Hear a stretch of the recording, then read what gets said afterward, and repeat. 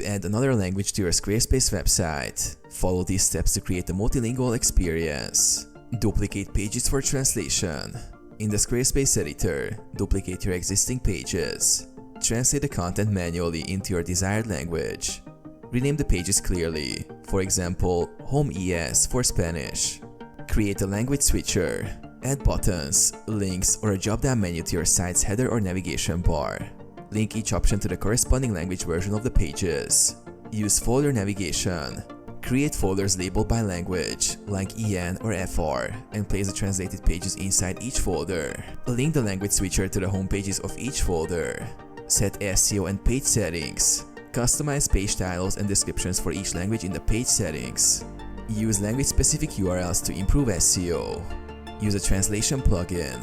You can integrate third-party tools like Weglot or Gtranslate for automated translation and language switchers. Test and publish.